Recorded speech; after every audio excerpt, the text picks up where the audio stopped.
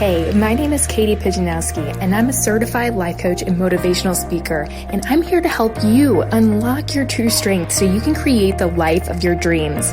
I teach you my best tips to master your mindset, create confidence, and empower yourself to take back your life. It's your time. This is the Mind and Body Strong podcast.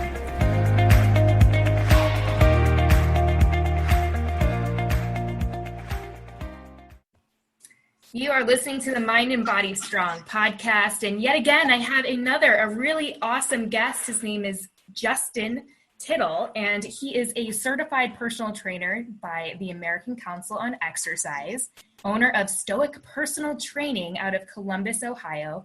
And he offers one-on-one personal training sessions, assessments, program design, and training consultations. He specializes mainly with beginners in weight training and advanced gym goers looking to take their athleticism to the next level.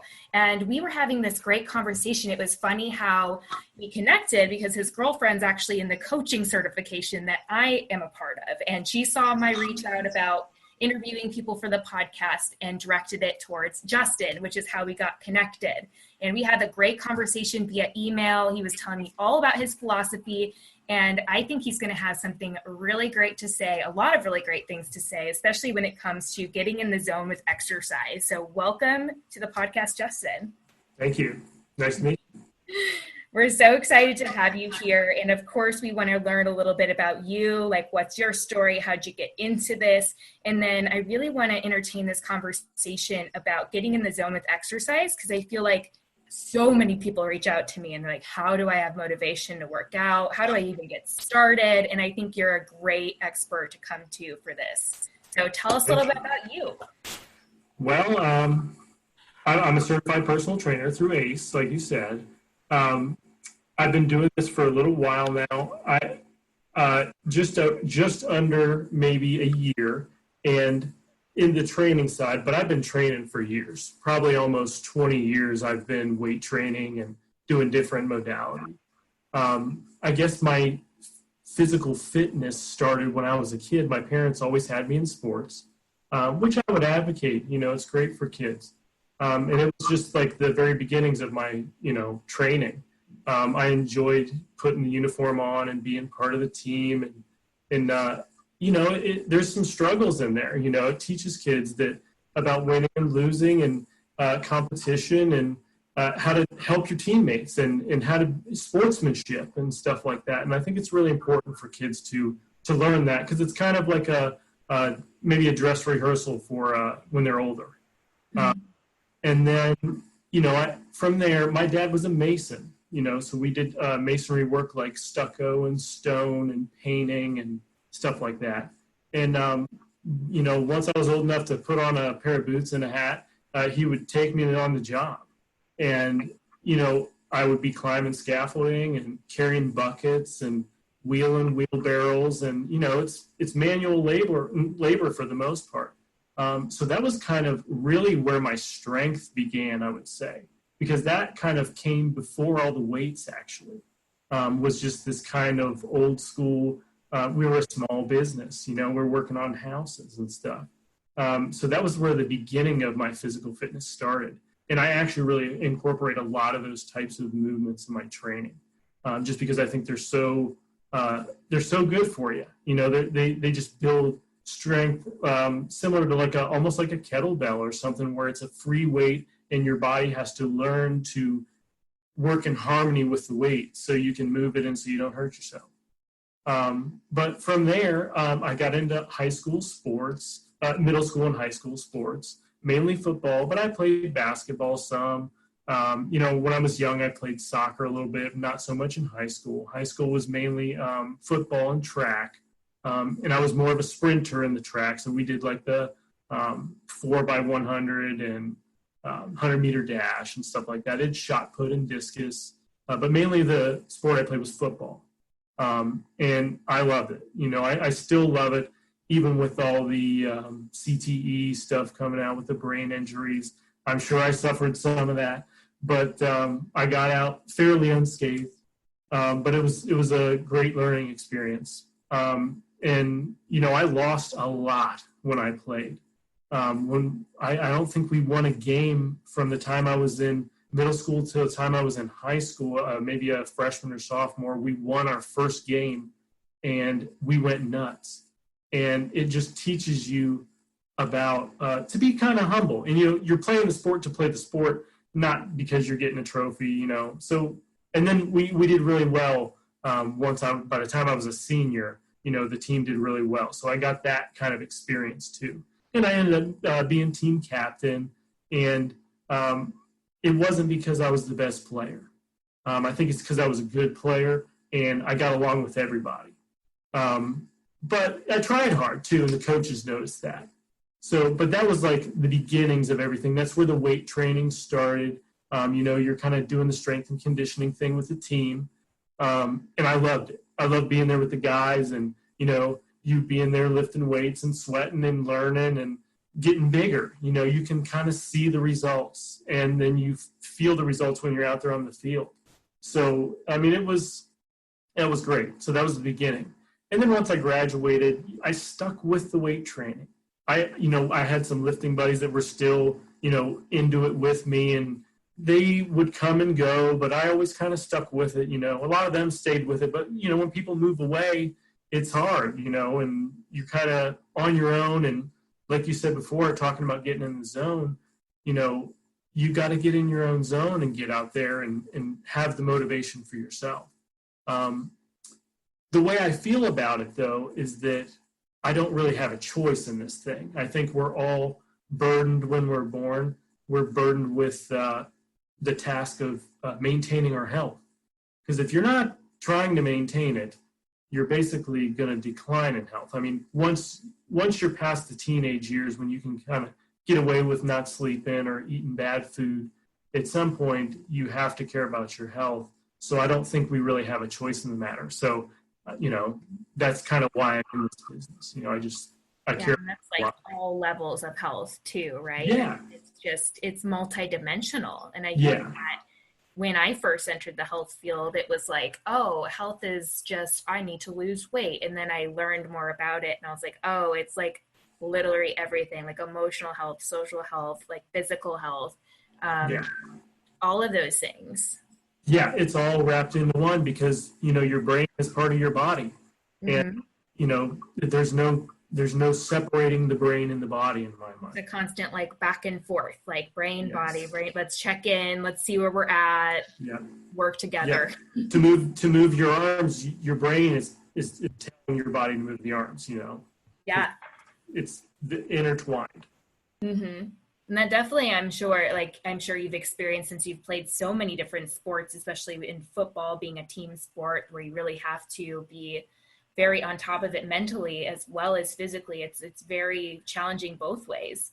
And I'm sure that's brought you a lot of experience to be able to do what you do now, which is doing a lot of weight training. And you had mentioned to me, especially with women too.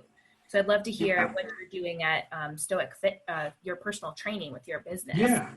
Yeah, it's interesting. I don't know how it ends up that way. I'm sure it ends up like that for a lot of trainers where a lot of their clients are women. I don't know if it's maybe the guys are a little bit too, like, I can just do it on my own because that's how I was. I didn't have too many trainers. I had partners, lifting partners and things, but never like an actual trainer. But yeah, a lot of my clients are women. They're the ones that reach out to me. And they say, hey, I want to learn how to do this, or hey, I want to lose a couple pounds, or I want to learn. I have someone who want to learn how to run better, and lifting help them run better. That's what we're trying to do. And it's fun to get clients like that are motivated on their own and like they got a goal. So it's easier for me to kind of structure their exercises when they have a goal rather than I just want to be more fit. It's like, okay, well, we got to kind of pick a direction to go. Mm-hmm. Yeah. And right before we pressed record, Justin was painting a great picture of of kind of getting in the zone, I was explaining to him how so many of you are reaching out to me asking, like, how do you get motivated to be in the gym? And he painted this wonderful picture of, like, you know, you're in the weight room and you have the barbell above your head, and at that moment it's like nothing else really matters. It's just you and the weights, and you're lifting it up and down. So I'd love to hear, like, your perspective, especially as you take with your clients, for those who maybe are just starting out and getting used to the routine. Like, what is getting in the zone? How do you stay motivated? How do you get started? All of those things wrapped into one. Yeah. Well, the zone is that space in your brain when you're kind of outside yourself almost. The exercise seems easy. A lot of times they'll call this a flow state. And athletes kind of get this when they are just hitting 3-pointers left and right. They just are catching all the passes, you know, like they're on fire. You know, that's when somebody's in the zone. And it's almost like they've trained to the point where everything's second nature and they just are clicking, I guess you would call it. And, you know, everything is in synchronicity. And it's hard to get there. And if you can't get comfortable in the uncomfortableness of the exercise, it's hard to get in the flow state. You kind of see it more with more experienced exercisers. They kind of will know what you're talking about. They'll come in one day and they feel good. They're ready to do the thing, and they knock it out of the park. You know, they might hit a new PR on their whatever their lift is, or they just feel like they can go longer, or their coordination is better. You know, they're just in the zone. And it's hard to kind of coach somebody into that. But one of the things I try and do is I try and get them to attach a meaning to all this work that we're doing. You know, what are you doing it for? And why do you want to do it?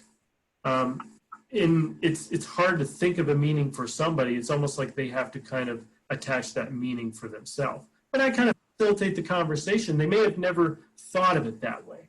They may have thought, oh, I just need to work out because it's what I'm supposed to do. They say it keeps me healthy.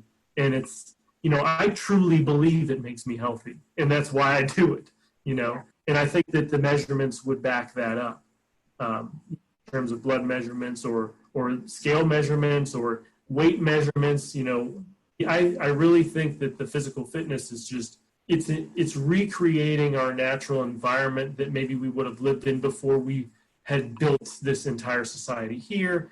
And the closer we can kind of mimic that ancestral environment, the healthier that we're going to be. And that also mentally, you know, it's not the physical aspect, but, you know, getting outside and sitting in maybe where there's not a TV talking to you or a screen talking to you, or you're not reading a book or something. You're just kind of out in nature and listening to the sounds and feeling the air and maybe even feeling the grass or the dirt, listening to the ocean. I mean, I think all that stuff is really good for our brain. And not to mention, you know, you're getting the sunlight on your skin.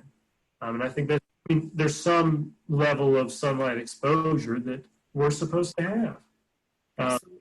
You know. Yeah, I totally believe like being outside is like part of your nourishment, and it's like so important. I just did that today. I went and walked with my boyfriend and we just walked around the apartments, and it was so great being outside and like soaking up the sunlight. It really does impact you. We did the same thing actually right before the podcast. We went on a little walk around because that's all we can do right now is kind of walk around. So we did the exact same thing. And I think people really get in the zone when they're out there and they just are immersed in that. They're away from all the, you know, the luxuries of life, but for some reason they seem happier than they were when they were just surrounded by all the plush, you know, all the, you know, accessories that we have and the air conditioning or the heat or all that. You know, they're just in the wilderness, and that's I do the backpacking too. I mentioned that to you when we were chatting through the emails, and I really fell in love with it. And I get in that zone out there. You know, I'm in it, and it's hard, but, you know, it's kind of, you have a task, and you're hiking from one end to the other, and the loop. but you sleep out there in a tent and you have everything you need on your back. And the simplicity of it is just, I think, really good for the brain. Yeah. Absolutely. Yeah. I used to live in Colorado for a short time and used to go climbing out there, and it's therapeutic. And actually, as you were talking about getting in the zone, I wrote down quite a few bullet points because I loved what you were saying about it's like this out of body experience, because it really is. And you said, once you know your goals and really why you're doing something, like for climbing, it's like you're getting from one place to another. If you're in the gym, it's a deeper meaning. It's a lot of time. Sometimes it's that athletic ability. You want to run faster or lift heavier, or sometimes it's just, I want to have a better mood throughout the day, so I don't go crazy with work and family. But you have that deeper why. And then you set up your mindset to kind of match that. We're kind of going through eliminating distractions and really just being in the moment. You mentioned immersed in the moment and just being happy. So I feel like those are kind of a few takeaways I took away that are really tangible, that would help people kind of get themselves in that place. And have you noticed too, when you're coaching clients, I know you said it's very difficult to coach people towards that zone, because they really do have to find it themselves, but maybe what are some challenges or things that come up that you can kind of help them through, or how do you help them uncover, why are you here? Why are you doing this? So that you can get to that place. Yeah. You kind of have to work your way into that conversation, because it kind of has to get deep. Okay. At least for me, this is how I feel it needs to be done. I kind of attach it to people's family, and it's not just your health, but in times like now when we're on quarantine, your health actually plays a huge role in everybody else's health.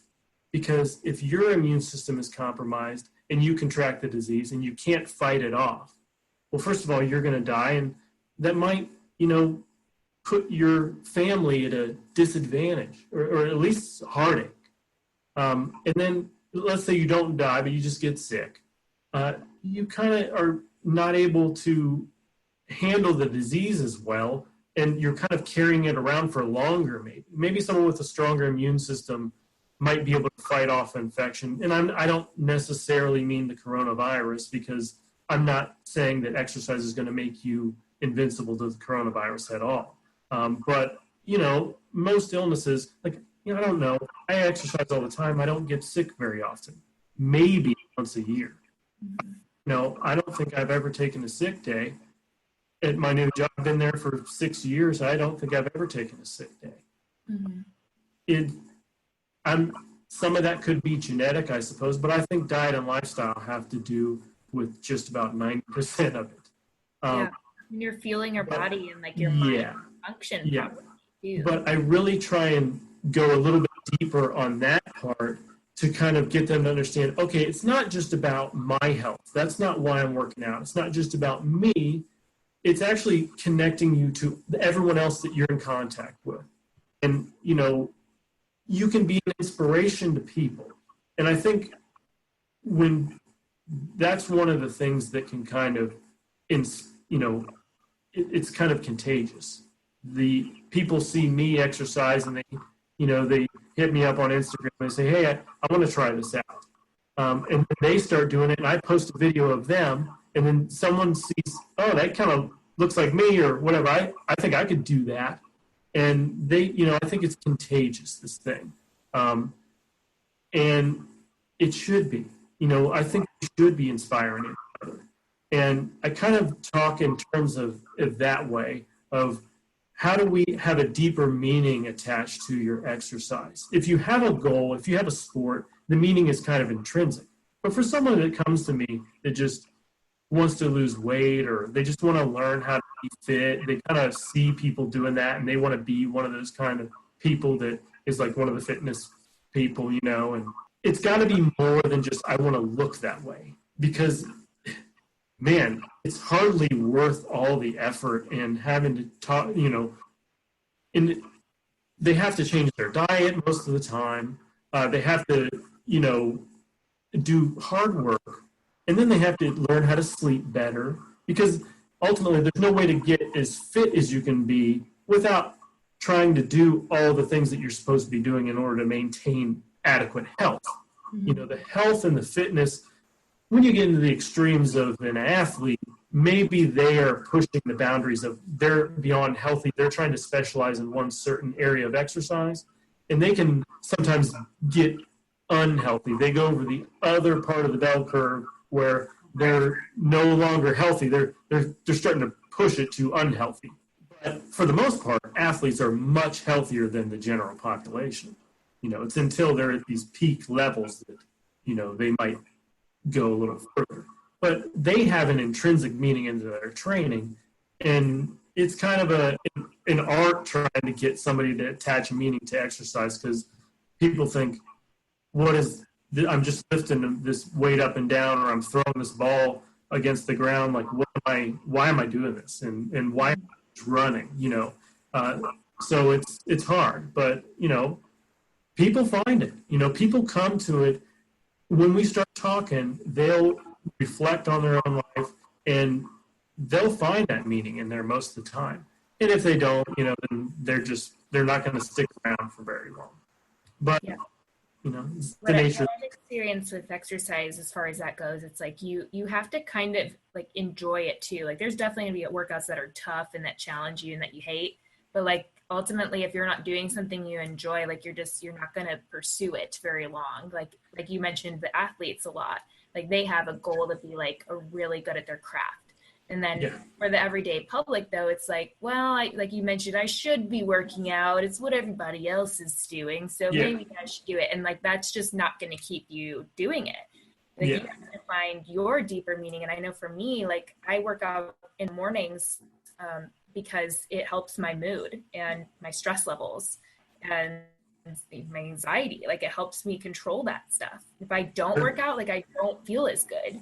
So like that is my meaning, because I've been in that place where it's like, I want to just look a certain way, and you get there. And for me, I was like I still looked at myself and I was like, why did I put myself through all that? Like, I didn't need to push that hard and do all these things to look a certain way, because it, like, for me in that moment, it was like, I still felt the same. I hadn't changed my identity. It was like I was doing all these things and taking all these actions and following all these diets, and nothing had really changed inside of me. I hadn't changed my mind yet, so it's a kind of like this ebb and flow of like moving your body, and then also like re-identifying yourself with someone who does move their body.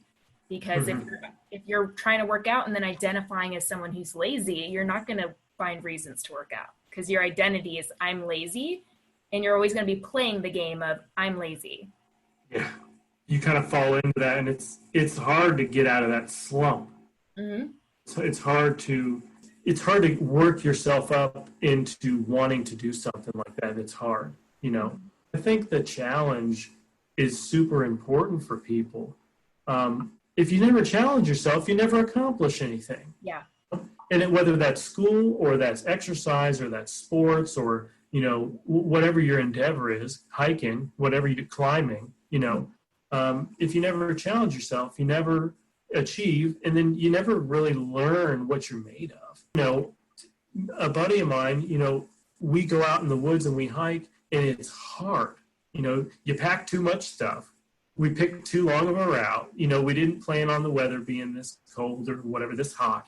And it teaches you a lot about yourself out there. And him and I just reminisce back to those times. And it's the same thing with my old lifting buddies. We just talk, remember the time we're in there, we used to do this, and, we were lifting this much or whatever. It's the challenges. It's the same thing with the sports. I mean, people just reminisce to those days because they feel like they were at their best.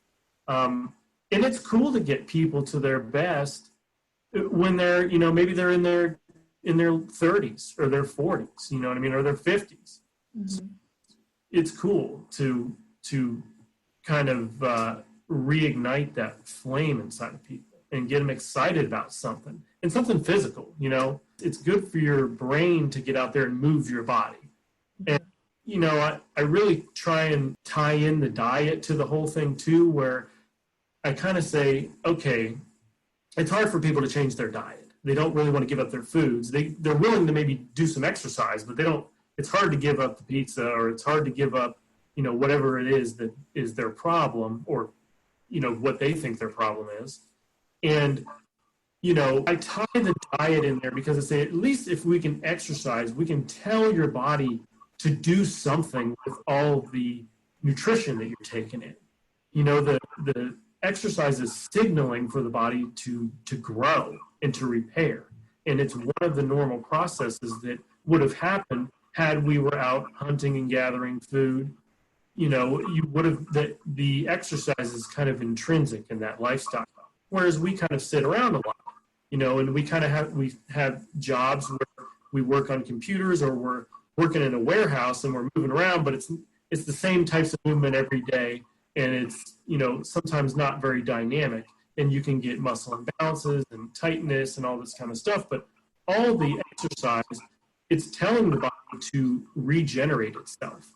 And when you use the muscles, we use up the sugars in the muscles, the glycogen, and it gives the fuel somewhere to get, transitioned into the muscles rather than transitioned into your body fat. Or, when it gets really bad, your blood becomes too, rich with the sugar, because you just don't have anywhere else to store that nutrition, and your blood begins to be, all metabolically messed up.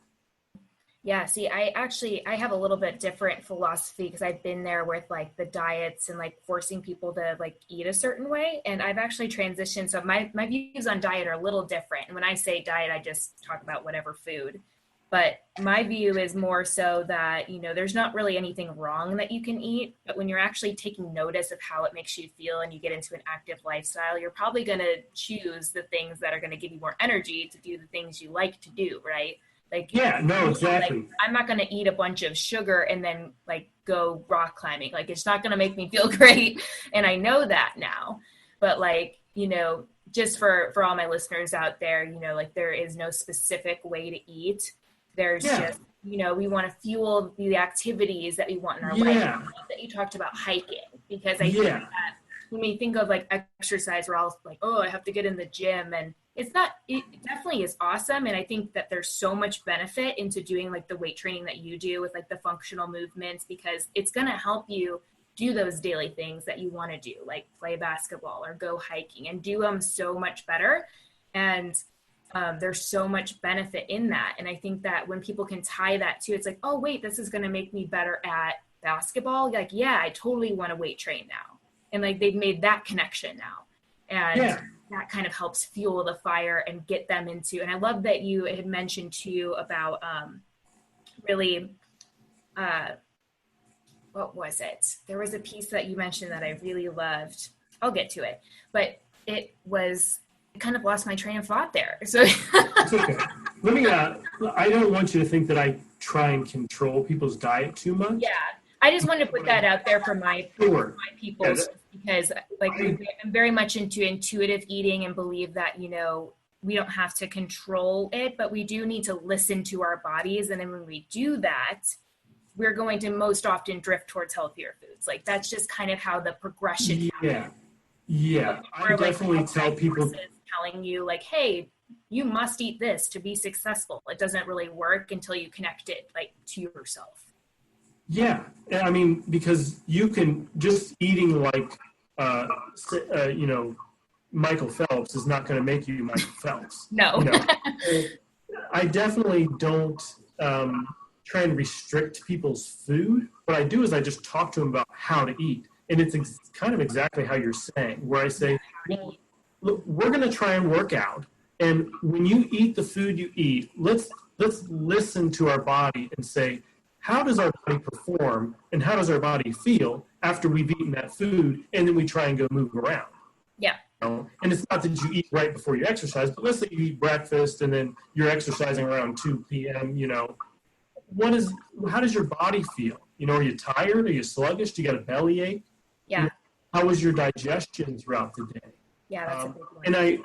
So the wrong foods would be, and it's quote unquote wrong. It's not really a wrong. It's like, let's say you ate something with flour in it, wheat flour, and it bothered your stomach. Maybe you got some gas, or maybe you got pains, or maybe you just felt super tired like an hour after you ate it, or maybe you got diarrhea or like hives. That's like your body telling you. Yeah, it's your body telling you, ooh, something is weird here, Mm-hmm. And I usually tell people to look towards the diet. It's not like, maybe the hives aren't because you touch something to your face, you put lotion on. Maybe it's actually the food you ate, and they realize it because they don't necessarily think of food allergies all the time. But it can be minor, little minor things. Like sometimes with dairy, sometimes it makes people more mucusy. Oh, yeah, definitely does for me. Yeah. So maybe it's not like you have like lactose intolerance necessarily, but you're having some mucus issues, and maybe that's not good for, whatever reason. You're trying to work out and you're just too stuffed up, you can't breathe, something like that. So the way I talk to them about eating is more like you're saying, listen to your body. And the exercise kind of gives you a reason to eat well, because if you're eating bad and you're trying to commit to the exercise, if you feel bad while you're exercising, it's just going to make it grueling. So just figure out what foods work for you. And I think that's part of the reason people maybe don't enjoy exercise. It's like, we're not pulling our bodies to really work for us. Yeah. And, I know for me, especially if I eat a bunch of sugar, like I love me some sugar, but dang, my mind is going to be really foggy and I'm not going to want to really do anything. And my mood's going to be awful. So like I choose, now that I like have experienced that and noticed it, it's like, I'm going to choose to not do that in excess, because I want to like go out and like move and be a positive force. And like, that's not promoting that for me. So when you really get in touch with that, it's like, oh, okay. And I think that's really important, because then it becomes your decision, right? It's like, I'm making this decision for me because it feels good. Yeah, and that's huge. I mean, I really just try and get people to realize like how much change you're actually doing. They don't give themselves enough credit sometimes.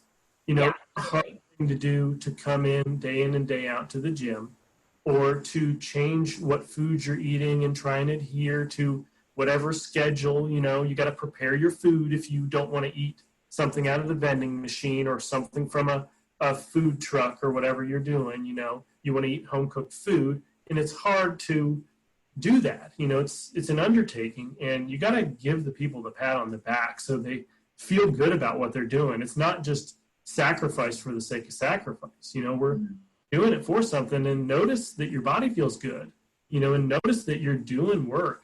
And that's what I like about the weights, the fact that there's these numbers associated, and then you get the visual of the weight. I tell them, look, you couldn't have done this when you walked through the door, and here you are doing it. Like lifting the weights and getting strong. Yeah. And they go. Oh, that was the piece I was going to talk about, is like, doing something with exercise and moving your body, like it helps you get that achievement. It's like that win that then you take to other areas of your life. Yeah. And that really helps you move forward. And I feel like sometimes when we always talk about like motivation and getting motivation, but I think sometimes you get there by moving your body. Like when you move your body, you also like change your mind.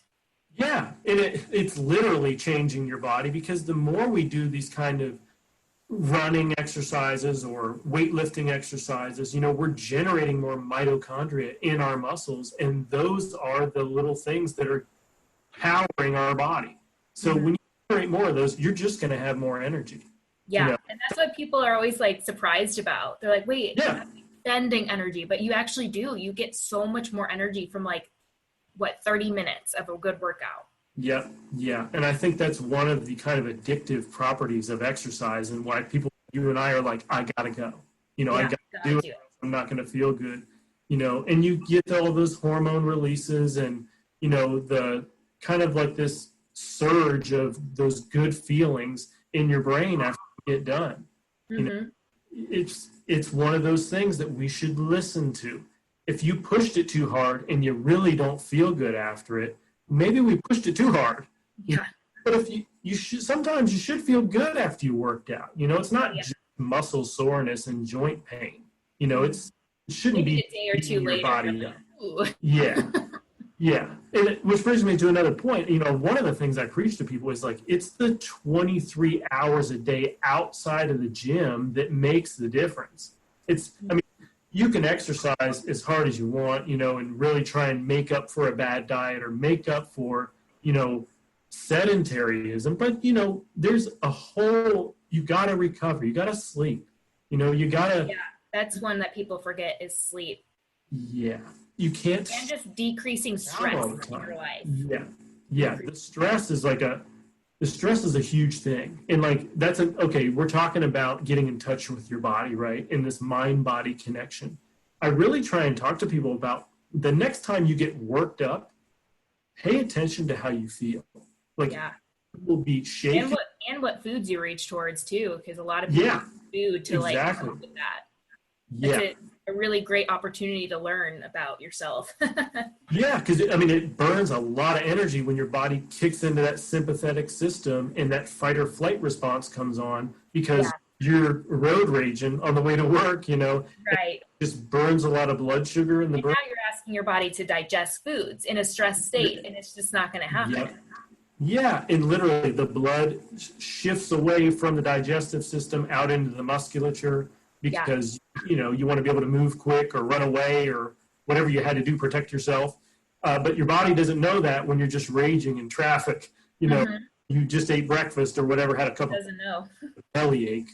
And not to mention you were probably going to get tired again after that because after you've just stressed, your body it's just wiped, or it kind of throws your mood off maybe for the rest of the day, where you're kind of in a bad mood and maybe you come home and you don't treat everybody so good because you had a bad day, and that's a whole nother reason not to stress because it kind of impacts your recovery.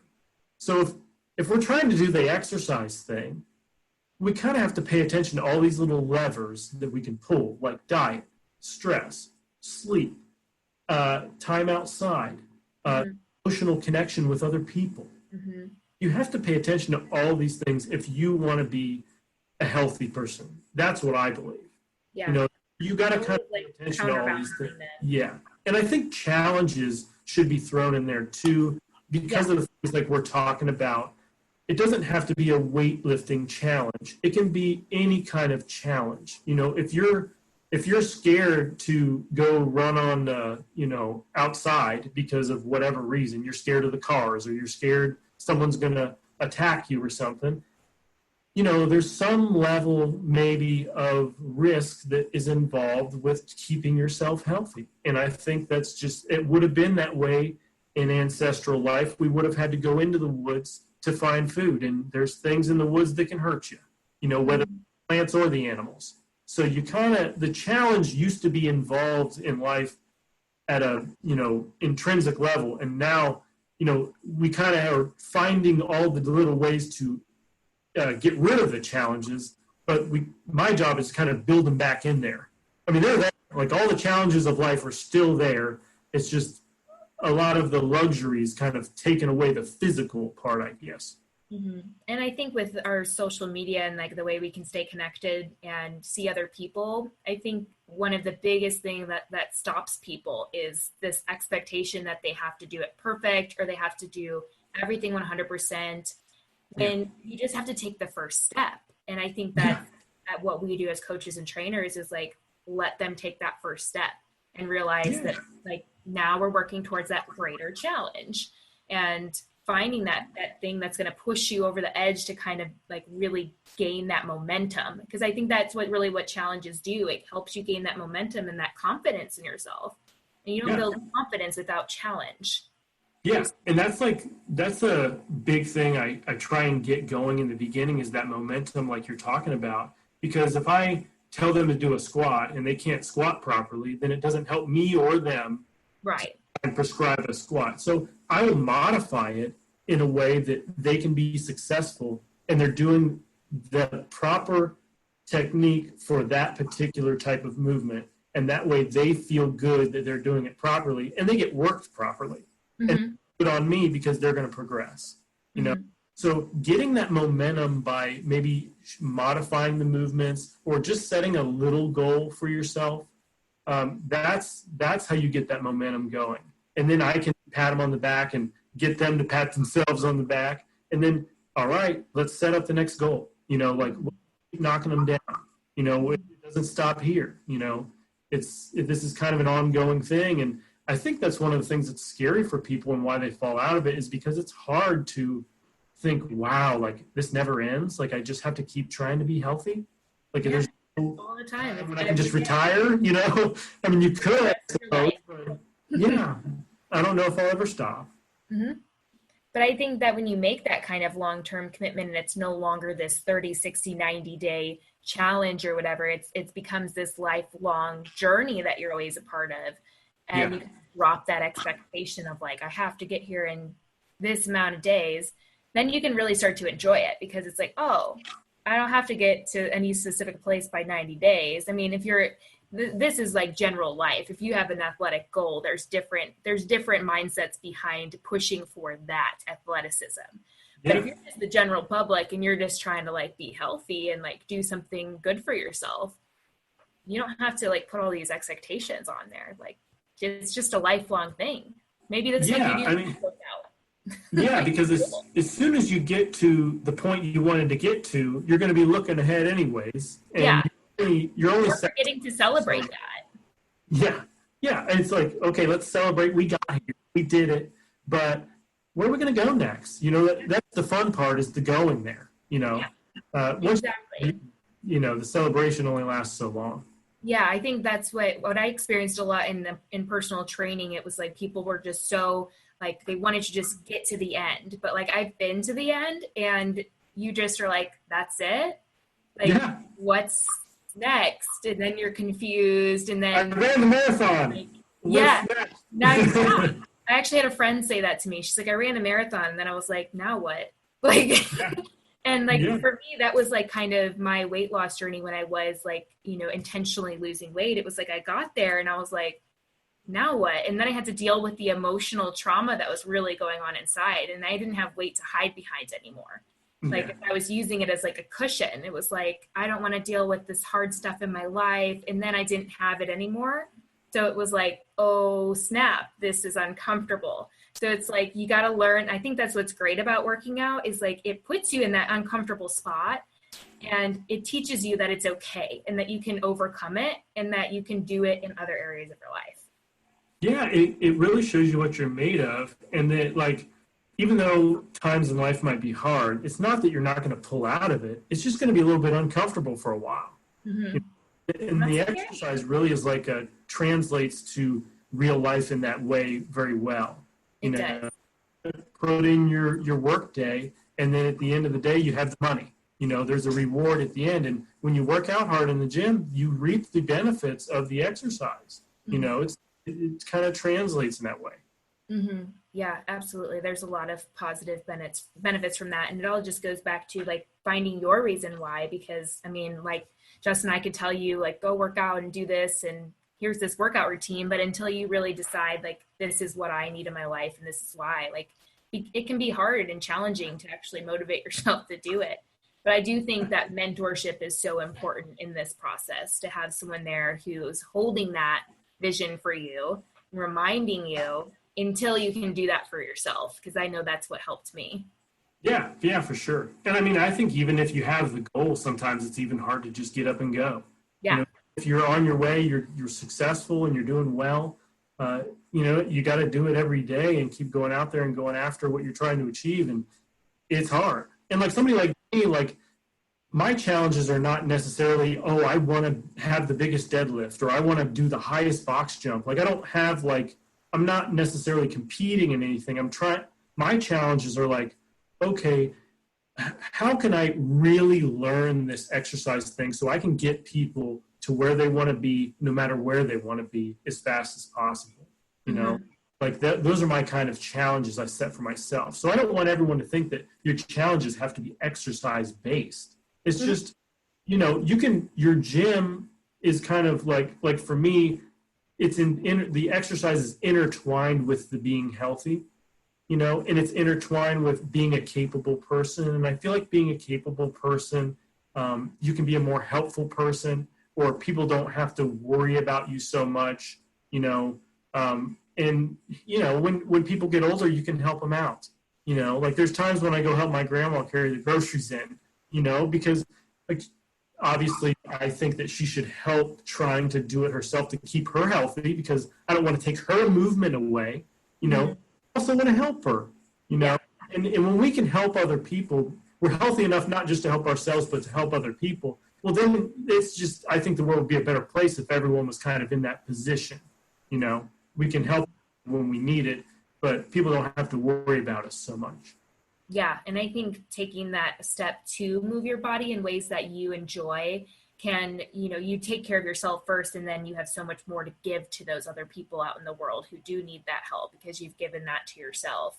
I know, I definitely feel that way after I've worked out. It's like, oh, okay, I've done this for me. I feel really accomplished. I've challenged myself. And then I just the rest of the day is relaxed. And I'm like, okay, what do you need? What do you need? You feel so much more you feel accomplished. Mm-hmm. Yeah. When you feel good about yourself, it's much easier to be happier for other people and celebrate with them. And if they need help, you're not so stressed out about your own self that you can kind of give yourself a little more, Yeah, absolutely. I totally agree. So I'm going to round out this exercise and not this exercise. We've been talking so much about exercise. This podcast episode. It's a mind exercise. Yeah, I know. Well, actually, I'm going to go exercise right after this. So I think that's what I'm thinking about because I didn't do it this morning. So tell us, to end this episode, then, what is healthy to you? And then also, where can my listeners come find out more about your training style and your workouts and learn all about that? Sure. So, healthy to me, obviously it's your body, keeping your body in physically good condition. And that can just mean just generally physically prepared, whether that means carrying something or moving in the furniture into the house, and you're able to do that kind of stuff with relative ease. Obviously you don't want to have, any diseases, but I think if you have a disease, you can be healthy. You can act healthy and live healthy, even if you're dealing with a disease. So just saying absence of disease, it doesn't focus in far enough for me to be healthy, and I think that if you can keep your body, obviously we can talk about being too big, whether that's too much muscle or too much body fat, is probably not good either way.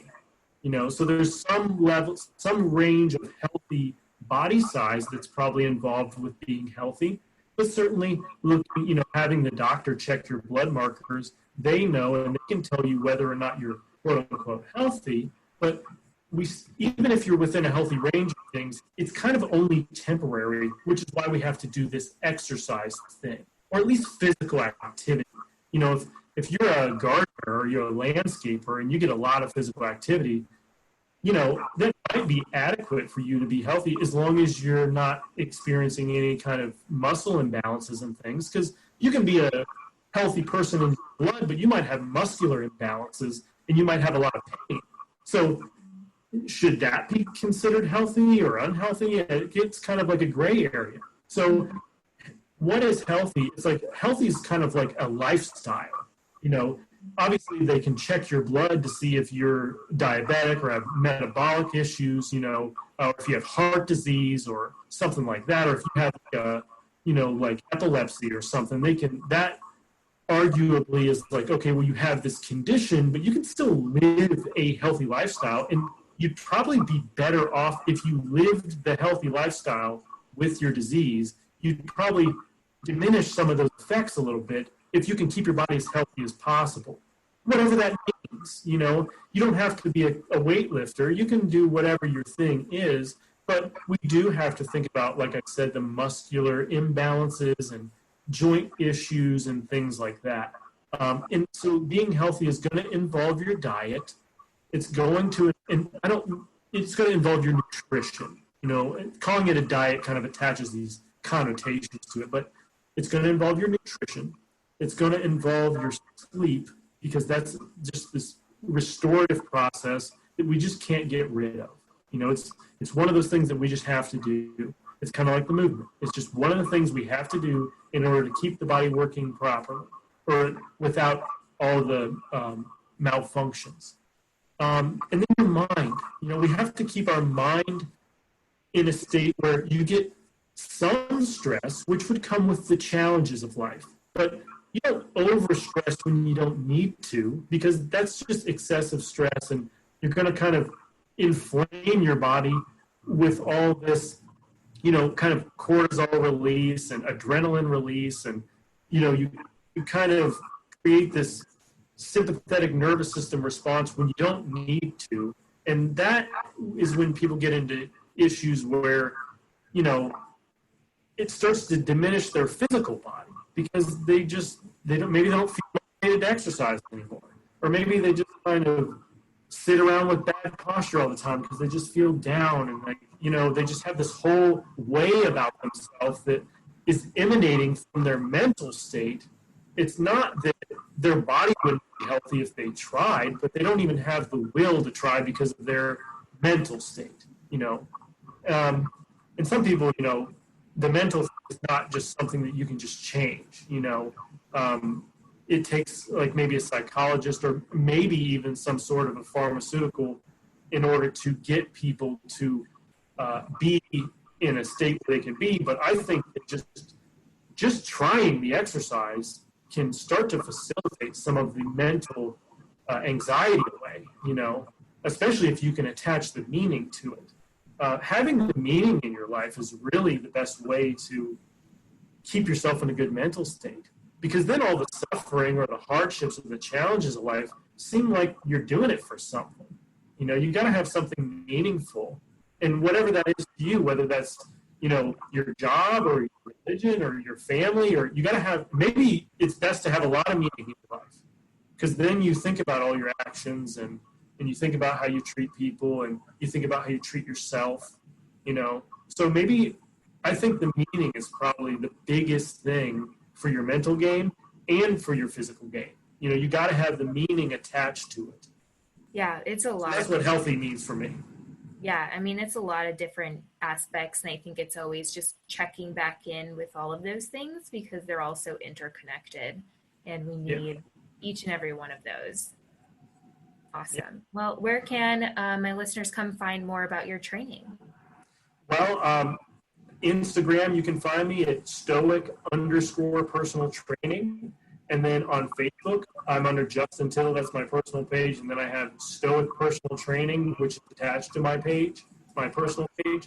And then I'll have my website up soon, which is just going to be stoicpersonaltraining.com. And that would be, one of the ways you can book consultations with me, or, if you live in the Columbus area, we can do one-on-one personal training, or I can bring you in and we can do some movement assessments, and then I can design a program for you. So awesome. You get a hold of them. Awesome. Well, thank you so much for sharing a lot of your experience and your philosophies. We appreciate it. And thank you just for spending your time today with us on the podcast. It was great. It was nice talking to you. Thank you. You too. All right. See ya. Thanks for listening to this week's episode of the Mind and Body Strong podcast. You are what makes this movement and message possible. If you loved this episode, share it with a friend, a coworker, a family member, or take a screenshot and share it on your favorite social media platform and tag Mind and Body Strong. To learn more about coaching and courses to help you take your journey to the next level, visit mindandbodystrong.com.